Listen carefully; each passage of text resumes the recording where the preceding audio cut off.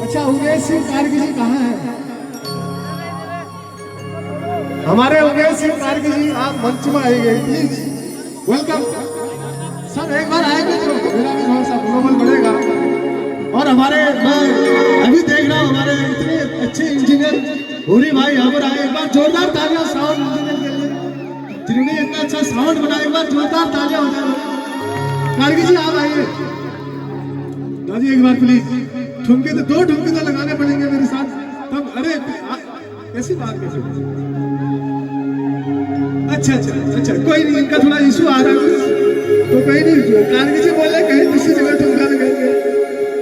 अरे भाजपा गुजरात माताली पसगना पगोली वो तेरा बैठना जागा जान झूरा नाली जान झूरा